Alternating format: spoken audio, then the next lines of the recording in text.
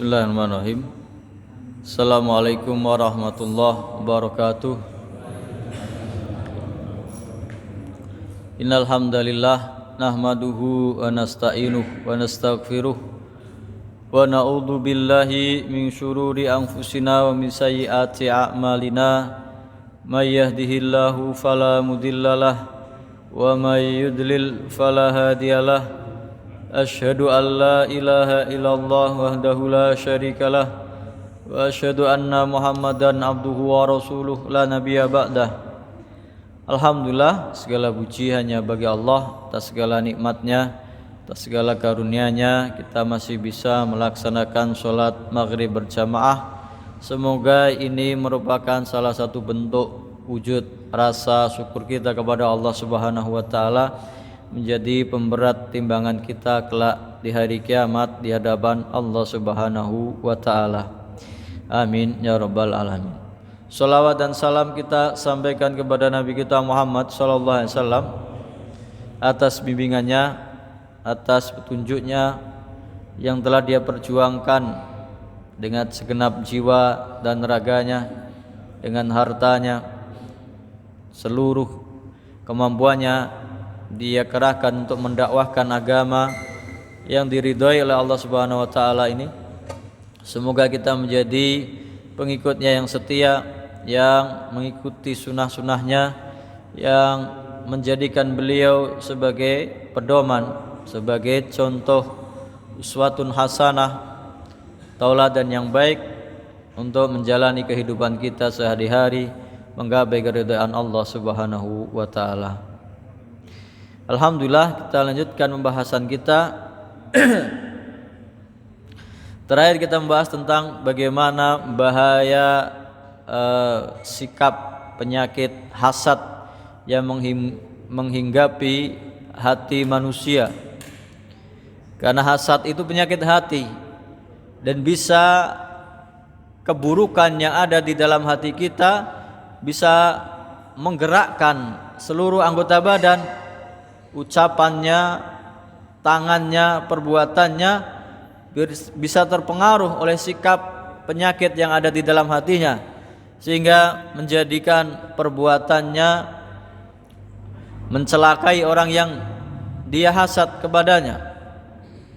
Maka Nabi Muhammad SAW senantiasa memberi contoh, menganjurkan memperbanyak doa supaya kita ditetapkan, dikokohkan hati kita untuk konsisten, untuk istiqomah menetapi ajaran Allah Subhanahu wa taala. Dalam hadis disebutkan kana nabiyyu sallallahu alaihi wasallam yuksiru an yaqul, Rasulullah SAW memperbanyak ucapan doa, berkata beliau, ya muqallibal qulub tsabbit qalbi ala dinik, wahai yang membolak-balikkan hati, maka kokohkanlah, kuatkanlah hati saya untuk menetapi di atas, berjalan di atas agamamu ya Allah.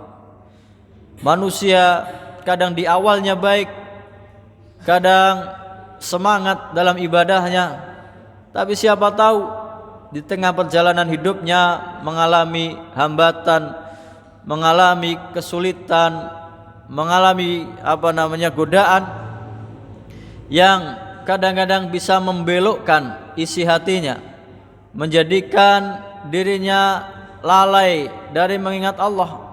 Bahkan yang disayangkan kalau sampai berbalik mengingkari ajaran yang selama ini dia yakini. Itu doa Nabi Muhammad SAW, ya muqallibal qulub tsabbit qalbi ala dinik, wahai yang membolak-balikkan hati, ya Allah, hati kita itu di dalam genggaman Allah. Kenapa disebut hati dalam bahasa Arab itu qalbun, qallaba yuqallibu, selalu bolak-balik, susah untuk konsisten. Tanpa kita meminta pertolongan dari Allah Subhanahu wa taala, mustahil kita bisa membimbing, mengarahkan hati kita untuk istiqomah menjalani hidup ini di jalan agamanya, di jalan agama Allah Subhanahu wa taala. Maka para sahabat bertanya, faqulna ya Rasulullah amanna bika wa bima ji'ta bihi. Ya Rasulullah, bahkan kami sudah beriman kepadamu dan apa-apa yang telah engkau bawa, ajaranmu kami yakini, kami ikuti. Fahal takhafu alaina, apakah engkau takut kami akan berbalik arah, akan mengingkarimu? Maka Nabi menjawab dengan jelas, dengan gamblang, "Na'am. Innal quluba baina isba'aini min asabi'illah." Hati itu berada dalam genggaman dari jarinya Allah Subhanahu wa taala, kekuasaan Allah Subhanahu wa taala yang dibolak-balikkan. Kadang semangat untuk ibadah, ingat kepada Allah Subhanahu wa taala, rajin sedekah, rajin salat, membaca Al-Qur'an. Tapi kadang-kadang terlena, jauh terbuai dengan kenikmatan, kemegahan dunia ini. Yuqallibuha kaifa yasha. Allah Subhanahu wa taala yang membolak-balikkannya sekehendak Allah Subhanahu wa taala. Maka kita selalu meminta kepada Allah Subhanahu wa taala untuk ditetapkan hati kita, dikokohkan, dikuatkan untuk menetapi jalannya, untuk istiqomah di jalan Allah Subhanahu wa taala. Karena ada manusia yang sangat disayangkan beragama berada di tepi, di pinggiran. Digambarkan dalam surat Al-Hajj ayat 11. A'udzubillahi minasyaitonirrajim. Bismillahirrahmanirrahim. Wa minan nasi may ya'budullaha ala harf. Di antara manusia ada yang menyembah Allah, beragama itu di tepian, di pinggir. Mepet dia di pinggir. Karena setelah pinggir itu lepasnya dia kekufuran. Jurang kekufuran. Dia berada di pinggir, ala harfin. Fa in asabahu khairun itma'an nabih. Kalau dia ditimpa kebaikan, kenikmatan, kesenangan, maka dia tenang, dia langgeng, dia nyaman dengan agamanya, agama Islam. Kalau ada pembagian daging korban, ada pembagian zakat, senang hati ya, semangat, mengaku dirinya beragama Islam. Kalau ada kesenangan, keselamatan di dalam agama Islam, urusan dunia, dia tenang hatinya. Apalagi banyak temannya, tenang. Saya termasuk orang Islam, saya ingin memperjuangkan agama Islam. Tapi begitu dituntut pengorbanan, ditimpa musibah, kesulitan, wa in asabathu fitnatun inqalaba ala wajhihi khasirat dunya wal akhirah. Kalau dia ditimpa fitnah, ujian, musibah, kesulitan, diminta untuk berkorban, diminta untuk berjihad fi sabilillah dengan harta dan jiwanya, berbalik arah. Sayangnya dia berada di tepi. Balik arahnya kemana? Kekufuran. Sampai-sampai ada yang murtad, naudzubillahi min dzalik. Khasirat dunya wal akhirah. Orang yang balik arah ini, yang kafir setelah keimanan ini, yang balik kepada kekufuran, bahkan ada yang sampai murtad, itulah orang yang khasirat dunya wal akhirah. Rugi dunia dan akhiratnya. Sama sekali enggak ada keuntungan yang dia dapatkan. Selama apapun manusia hidup di dunia, bahkan seperti kaumnya Nabi Nuh alaihissalam, 1000 tahun misalnya dia tinggal di dunia, mengalami banyak kesenangan, kenikmatan, kemewahan, kedudukan, kekuasaan. Tapi kalau dia rugi di akhiratnya, gak ada apa-apanya, gak ada artinya, gak ada bandingannya dengan kehidupan akhirat. Khasirat dunya wal akhirah, dia rugi dunia dan akhiratnya. Dzalika huwal khusranul mubin. Itulah kerugian yang sangat nyata, kerugian yang sangat jelas, yang yang dialami seorang hamba kalau membela dunia kemudian meninggalkan akhiratnya. Kalau orang mementingkan dunia, walal akhiratu khairul laka minal ula, padahal akhirat itu lebih baik daripada dan yang akhir itu lebih baik daripada yang awal. Wal akhiratu khairu wa abqa, sedangkan akhirat itu lebih baik dan lebih kekal, abadi selama-lamanya. Nabi Muhammad sallallahu alaihi wasallam memberikan gambaran orang yang dimasukkan ke dalam surganya Allah Subhanahu wa taala, dan orang yang mengalami kenikmatan selama hidup di dunia. Maka diumpamakan bahwasanya ada orang kelak di hari kiamat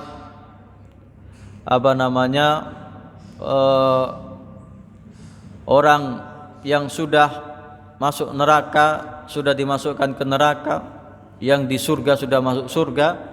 Dalam hadis Nabi Muhammad SAW, idza sara ahlul jannah fil jannah, ketika penduduk surga sudah masuk surga, wa ahlun nar fin nar, dan penduduk neraka berada di neraka sudah masuk, ji'a bil maut, Allah Subhanahu wa taala menggambarkan atau membawa kematian dalam hadis yang lain dalam bentuk seekor domba.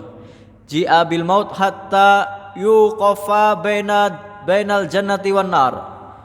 Kematian dalam hadis yang lain digambarkan dalam bentuk domba, dibawa di tengah-tengah antara surga dan neraka. Tsumma yudbah, kemudian disembelih, maka sudah tidak ada lagi kematian. Kemudian diserukan, ya ahlal jannah, wahai penduduk surga, khuludun fala mauta, kalian kekal di dalamnya, tidak ada lagi kematian, abadi. Wa ya ahlan nar khuludun fala mauta, wahai penduduk neraka, kekal kalian di dalam neraka, tidak ada kematian. Maka penduduk surga bertambah gembira, bahagia karena mereka kekal di dalamnya, sedangkan penduduk neraka tambah sengsara, tambah sedih, tambah tersiksa karena akan abadi di dalam neraka selama-lamanya. Dalam hadis yang lain, jangan sampai kita meninggalkan sholat. Nabi SAW bersabda, man taraka sholata sakaron maratan wahidah faka'annama kanat lahu dunya wa ma'alaiha fayuslibaha. Barang siapa yang meninggalkan satu kali sholat saja, seakan-akan dia memiliki seluruh harta dunia ini seisinya, kemudian dirampas, hilang begitu saja. Itu orang yang kehilangan kenikmatan kelak di surga. Lalu orang-orang yang sudah masuk ke dalam surga dan neraka ini diumpamakan ada 3 orang. Kalau dikatakan surga, kalau kita membahas surat Al-Fatihah, ihdinas siratal mustaqim siratal ladzina an'amta 'alaihim ghairil maghdubi 'alaihim waladdallin. Ya Allah, tunjukkanlah jalan yang lurus, yaitu jalan orang-orang yang Engkau beri nikmat. Surat Al-Fatihah ayat ke-7. Penafsirannya di surat An-Nisa ayat 69. Siapa orang-orang yang diberi nikmat oleh Allah Subhanahu wa taala? Wa may yuti'illaha wa rasulahu faulaika ma'al ladzina an'amallahu 'alaihim minan nabiyyin wasiddiqin wasyuhada wassalihin wa hasuna ulaika rafiqa.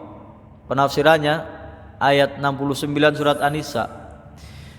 Barang siapa yang mentaati Allah dan Rasulnya, mereka bersama orang-orang yang diberi nikmat oleh Allah Subhanahu wa taala. Tingkatan tertinggi surga adalah minan nabiyyin, para nabi dan rasul. Berikutnya yang di bawahnya adalah siddiqin, orang yang sangat membenarkan. Derajat yang dicapai oleh Abu Bakar As-Siddiq, sangat membenarkan, sangat percaya. Yang ketiga asyuhada, orang-orang yang mati syahid. Yang keempat as-solihin, orang-orang yang solih, yang taat kepada Allah Subhanahu wa taala. Demikian juga golongan orang yang paling sengsara di neraka, bahkan yang paling pertama di neraka, yang menyerupai itu, yang mengaku seperti itu tapi ternyata bukan. Maka orang yang paling sengsara orang yang mengaku sebagai nabi. Sejak zaman Nabi Muhammad SAW itu sudah ada yang mengaku sebagai nabi. Ada Musailamah Al-Kadzab, ada orang-orang yang penyair yang mengaku sebagai nabi. Setelah Nabi wafat banyak lagi. Bahkan sampai sekarang masih ada orang-orang yang mengaku sebagai nabi.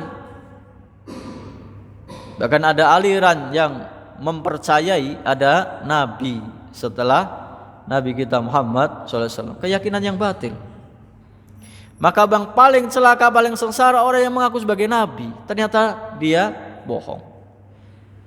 Lalu as-siddiqin wa syuhada. Makanya orang-orang yang paling pertama dimasukkan ke dalam neraka dalam hadis sahih riwayat Muslim, sami'tu Rasulullah SAW yaqulu,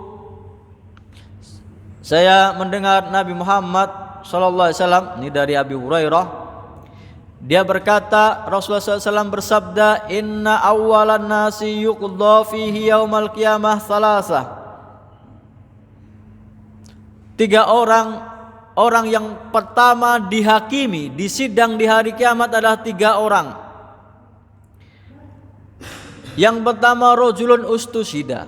Rajulun ustusida, orang yang mati syahid. Berarti kan termasuk 3 rombongan ini atau 4 ini yang harusnya dia tertinggi derajatnya. Setelah nabi, setelah siddiqin, baru syuhada. Harusnya dia tinggi derajatnya di surga. Dia orang ini mati syahid.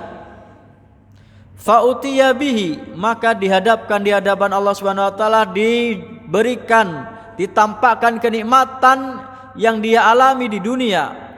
Fa'arrafahu ni'amahu, maka dia mengakui, ya Allah itu kenikmatanku, sudah diakui, aku mendapat ini, mendapat itu dan lain sebagainya. Fa'arrafaha, dia mengakuinya. Faqala ma amilta biha, ma amilta fiha, apa yang kamu amalkan, apa yang kamu lakukan, apa yang kamu perbuat dengan segala kenikmatan yang diberikan oleh Allah Subhanahu wa taala. Qala, orang ini mengaku, saya akan mati syahid. Qataltu fika hatta qutiltu, saya berperang, berjihad di jalanmu ya Allah sampai aku terbunuh, aku mati syahid. Orang itu berkata seperti itu. Maka qala, dikatakan kepada orang itu, kadzabta, kamu bohong. Yang mengetahui isi hati seseorang adalah Allah Subhanahu wa taala. Dia tidak bisa berbohong di hari itu. Walakin qatalta liyuqal huwa jari, tapi kamu berperang supaya dikatakan kamu pemberani. Faqad qila, dan sudah orang mengatakan kamu pemberani. Orang mengira kamu mati syahid, pemberani, berjihad fisabilillah, paling depan. Sudah orang-orang mengatakan itu. Sudah memujimu, oh ini si fulan, ini pemberani, berperang menghadapi musuh-musuhnya, tidak gentar. Ternyata di hatinya pengen disebut sebagai pemberani. Ternyata bohong, tidak berjuang di jalan Allah, tidak ikhlas lillahi ta'ala. Thumma umira bihi, kemudian diperintahkan malaikat, fasuhiba ala wajihi hatta ulqiya finnar, maka diseret, gak ada orang masuk surga itu sukarela nyemplung, diseret wajahnya di bawah, dilemparkan ke dalam neraka. Yang kedua, warajulun ta'allamal ilma wa 'allamah, bagus juga, termasuk orang ulama, seorang laki-laki yang belajar ilmu agama dan mengajarkannya, mendakwahkannya, berjuang. Yang tadi berjuang dengan senjatanya, ini berjuang dengan ilmunya, mendakwahkan agama, belajar sungguh-sungguh kemudian mendakwahkannya. Wa qara'al Qur'ana, lalu dia mempelajari Al-Qur'an sampai fasih bacaan Al-Qur'annya, pandai. kemana-mana mengajarkan ilmu agama Al-Qur'annya. Fa'utiya bihi, maka didatangkan di hadapan Allah Subhanahu wa taala, dilihatkan segala kenikmatan yang dia dapatkan di dunia. Fa'arafahu ni'amahu. Fa'arafaha, ditunjukkan semua kenikmatan yang dia dapatkan di dunia, dia mengakui ini semua yang aku dapatkan ya Allah. Faqala, dikatakan kepadanya, ditanya, wa ma amilta fiha, apa yang kamu lakukan dengan segala nikmatmu itu? Qala ta'allamtu fika al-ilma wa 'allamtuhu. Ya Allah, aku mempelajari ilmu demi Engkau dan aku mengajarkannya kepada orang lain, mendakwahkannya, berjuang mati-matian. Wa qara'tu fikal Qur'an, aku membaca Al-Qur'an, mendakwahkan Al-Qur'an untukmu ya Allah. Maka malaikat dikatakan, faqala kadzabta, engkau bohong. Walakinnaka ta'allamta liyuqal huwa alim, kamu mempelajari ilmu, mendakwahkan, belajar dan mengajar ke sana kemari supaya dikatakan kamu alim, ulama, pandai, orang berilmu, orang mengagumi ilmunya, pandai mendakwahkan ajaran. Wa qara'tal Qur'ana liyuqal huwa qari, dan engkau membaca Al-Qur'an dengan fasih, dengan jelas, dengan indah, supaya dikatakan oh dia itu seorang qari yang fasih Al-Qur'annya. Faqad qila, dan sudah orang mengatakan itu, sudah dikatakan dia orang berilmu, dipuji kesana kemari, dia orang yang pandai membaca Al-Qur'an. Sudah dikatakan itu yang kamu inginkan, dipuji manusia. Tsumma umira bihi fasuhiba ala wajhi hatta ulqiya finnar, seret kembali, dilemparkan ke dalam neraka. Yang ketiga, warajulun wasa'allahu alaihi rizqahu, Allah Subhanahu wa taala melapangkan rizkinya, kaya raya, hartanya banyak berlimpah. Wa atahu min asnafil mali kulli, dia diberikan oleh Allah Subhanahu wa taala segala macam jenis harta. Kekayaannya, pabriknya, sawahnya, ladangnya, semua dimilikinya, semua bisnisnya lancar. Lalu dikatakan fa'utiya bihi fa'arafahu ni'amahu, diperlihatkan semua nikmatnya, dia mengakuinya, ini semua nikmatku yang aku dapatkan di dunia. Faqala ma amilta fiha, apa yang kamu amalkan dari segala nikmat itu? Faqala ma taraktu min sabilin tuhibbu an yunfaqa fiha illa anfaqtu fiha lak. Ya Allah, tidak ada satu kebaikan pun yang aku biarkan, tidak aku nafkahi, yang Engkau perintahkan untuk menafkahi, berinfak fisabilillah, aku infakkan. Menyantuni anak yatim, menyantuni fakir miskin, membangun madrasah, membangun masjid, semua aku sumbang ya Allah demi Engkau laka. Tapi dikatakan kadzabta, qala kadzabta, kamu bohong. Walakinnaka fa'alta liyuqal huwa jawad, tetapi kamu menyumbang ke sana kemari pengen dikatakan dia dermawan, dia pemurah, dia orang yang banyak menyumbang, dia orang yang suka membantu orang lain supaya orang memujimu. Lalu faqala kadzabta walakinnaka fa'alta liyuqal huwa jawad faqad qila, dan sudah orang mengatakan tsumma umira bihi fasuhiba ala wajhihi hatta ulqiya finnar. Tiga-tiganya diseret, dimasukkan ke dalam neraka. Naudzubillahi min dzalik. Tiga orang, amalnya bukan sepele. Yang pertama jihad fisabilillah. Ini yang diimpi-impikan semua umat Islam, berjihad fisabilillah. Yang kalau dia ikhlas lillahi ta'ala dijanjikan masuk surga tanpa hisab, bisa memberi syafaat kepada keluarganya, mendapat derajat yang paling tinggi. Bahkan Nabi Muhammad SAW bersabda, memberikan gambaran orang yang jihad fisabilillah, yang wafat di jalan Allah, ketika di surga dia berkata, aku pengen hidup lagi, jihad lagi, mati lagi, hidup lagi, jihad lagi berulang kali. Karena nikmatnya balasan kepada orang yang mati syahid. Ternyata orang seperti ini masuk neraka gara-gara tidak ikhlas hatinya. Dibolak-balikkan. Sepele. Berat jihad fisabilillah, harus menghadapi musuh, berjuang secara fisik. Tapi ternyata hatinya terbalik. Ingin keuntungan dunia, pengen dipuji, dikatakan pemberani. Begitu juga orang yang belajar ilmu, pengen dikatakan dia seorang alim, seorang yang berilmu. Oh, bacaan Qur'annya fasih. Tapi ternyata hatinya menginginkan balasan dari manusia, pujian, sanjungan. Ingin disanjung, dan itu sudah dilakukan oleh manusia. Dia tidak dapat apa-apa di akhirat. Begitu juga orang yang menyumbang ke sana kemari. Nyumbang ke panti asuhan, ke masjid, ke fakir miskin, ke madrasah dan lain sebagainya, tapi niatnya salah, hatinya salah. Karena niatnya pengen dianggap sebagai dermawan, orang yang pemurah, orang yang menyumbang ke sana kemari, dan itu semua mengakibatkan dia ternyata dimasukkan ke dalam neraka. Itulah hati manusia dibolak-balikkan oleh Allah Subhanahu wa taala. Maka kita diperintahkan banyak berdoa untuk meminta istiqomah dalam hati kita. Ya muqallibal qulub, tsabbit qalbi ala dinik. Ya Allah yang membolak-balikkan hati, kokohkanlah hatiku di dalam jalanmu, di dalam agamamu, ya Allah. Nah, kemudian itu orang yang masuk neraka. Pertama, 3 orang golongan yang dimasukkan ke dalam neraka pertama.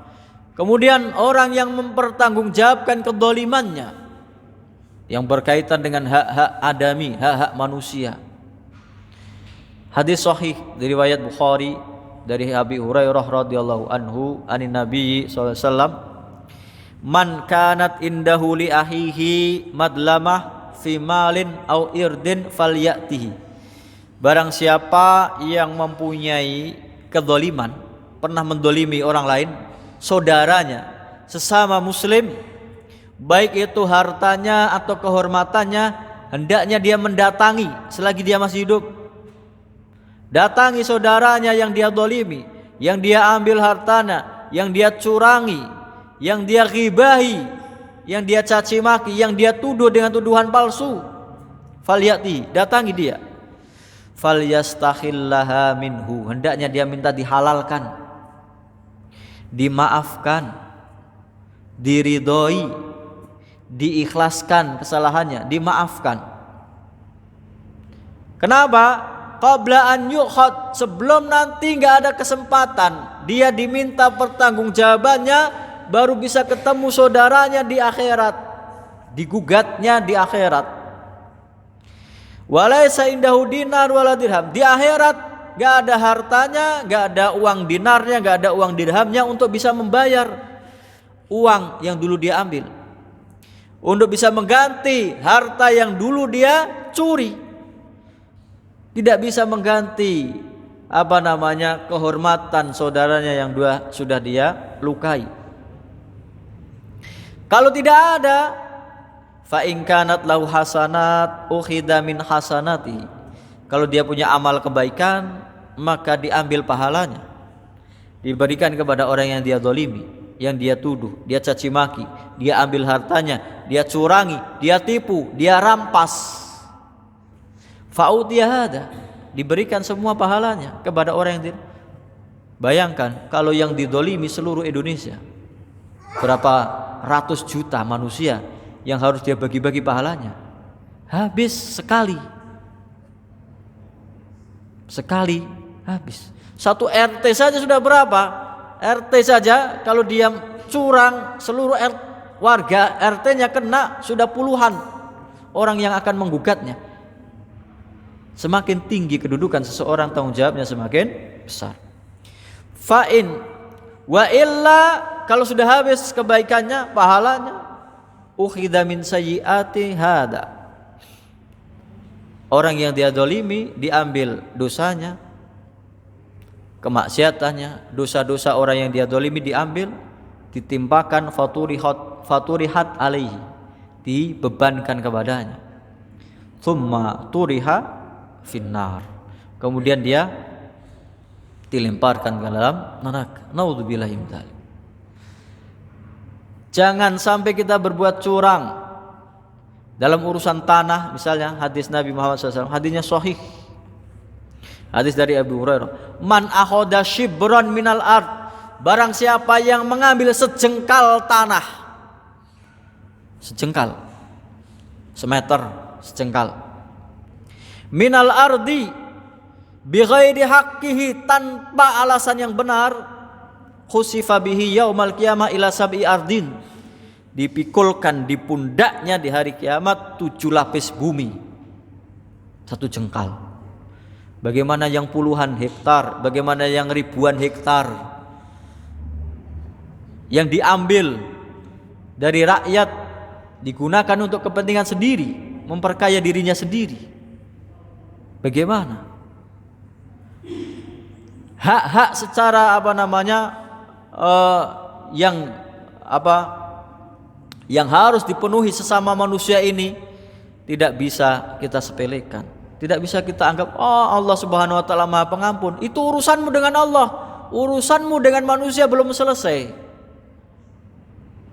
Bahkan api yang kita rasakan di dunia ini, dalam hadis sahih juga, ini riwayat Bukhari dan Muslim, narukum hadhihi allati yuqadu banu adam juz'un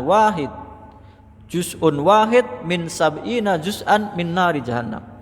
Api yang bisa kamu nyalakan di dunia ini, sepanas apapun itu yang kamu kenal, itu hanya 1 bagian dari 70 bagian panasnya, 70 kali lipat kelak di neraka jahanam. Dalam hadis yang lain, 1 dari 100 kali lipat yang ada di neraka jahanam. Maka janganlah keindahan dunia ini menjadikan kita terlupa, khilaf, dan banyak menyepelekan amalan, apalagi masalah akidah. Dulu pernah saya sampaikan di awal tahun baru Hijriah, di bulan Syura itu, Ahad pagi, ada satu hadis, 2 orang, hadis riwayat Ahmad, dakhala rajulun al jannata fi dubabin wa dakhala an-nara rajulun fi dubabin. Ada orang masuk surga gara-gara seekor lalat, ada orang masuk neraka gara-gara seekor lalat. Qalu, para sahabat bertanya, wa kaifa dzalika ya Rasulullah, bagaimana mungkin hanya gara-gara seekor lalat orang bisa masuk surga, gara-gara seekor lalat orang masuk neraka? Qala, Nabi Muhammad SAW menceritakan, qala marra rajulani ala qaumin lahum sonam. Ada dua orang yang menempuh perjalanan melewati suatu kampung. Di gerbang kampung itu ada patung berhala yang disembah. Lahum sonam la yujawwizuhu ahadun hatta yuqarriba lahu syai'an. Tidak boleh ada yang masuk ke kampung itu kecuali memberi persembahan, berkorban, menyembelih kepada patung itu. Menyembelih, berkorban, nyembelih kepada patung. Lalu dikatakan ketika salah satunya mau masuk, faqalu li ahadihima qarrib, korban dulu kalau mau masuk, kalau tidak enggak boleh. Faqala, maka orang ini, yang satu ini, laisa indi syai', aku enggak punya apa-apa, enggak punya kambing, enggak punya sapi, enggak punya onta untuk berkorban. Qalu lahu, orang-orang penjaga kampung itu mengatakan, qarib walau dubaban, korbanlah walaupun seekor lalat, keplak mati, korbankan untuk patung itu. Qarib walau dubaban. Faqarraba dubaban, dia berkorban dengan seekor lalat. dikorbankan di patung itu. Fakhallau sabilahu, maka dia dibiarkan melewati kampung itu. Fadakhalan nar, gara-gara lalat masuk neraka. Wa qalu lil akhar, sedangkan satu lagi mau masuk, qarib, dikatakan korbankanlah, berkorbanlah untuk patung ini. Maka orang itu menjawab, faqala ma kuntu li uqarriba li ahadin syai'an dunallah azza wa jalla. Aku tidak akan pernah berkorban kepada selain Allah Subhanahu wa taala. Enggak kambing, enggak sapi, enggak onta, enggak pun lalat pun aku enggak mau kalau selain Allah. Fadarabu unuqahu, maka dia ditebas lehernya, mati. Tapi fadakhalal jannah, maka dia masuk surga. Mempertahankan akidahnya. Tidak mau mengorbankan sesuatu apapun kepada selain Allah, hanya seekor lalat. Nah, inilah. Tapi kadang-kadang orang itu mengukur keberhasilannya diridhai oleh Allah Subhanahu wa taala atau tidak itu dari materi. Bisnisnya lancar, oh berarti Allah sedang memberi nikmat kepadaku, berarti ridho. Setiap tahun perusahaannya berkembang, tambah lagi. Panennya lancar, setiap tahun bertambah, tambah luas tanahnya, tambah banyak panenannya. Bisnisnya tambah lancar, anak-anaknya sehat, cerdas, keluarganya juga harmonis, bahagia, senang. Tapi semakin jauh dari agama, maka ini disebut istidraj. Dalam hadis riwayat Ahmad disebutkan, idza ra'aita Allah azza wa jalla yu'til abda minad dunya ala ma'asihi ma yuhibbu fa innama huwa istidraj. Kalau kamu melihat Allah Subhanahu wa taala memberikan karunia kepada orang yang semakin bermaksiat, semakin banyak hartanya, semakin bahagia, sehat badannya, bisnisnya lancar, keluarganya cerdas, pinter, makmur, bahagia, senang terus. Semakin maksiat semakin senang, tapi semakin jauh dari mengingat Allah Subhanahu wa taala. Itu namanya istidraj. Dalam bahasa Jawa dilulu. Diberi terus. Nah, ini digambarkan dalam surat Al-An'am ayat 44. Falamma nasu ma dzukiru bihi fatahna alaihim abwaaba kulli syai'in hatta idza farihu bima utu akhadnahum baghtatan fa idzahum mublisun.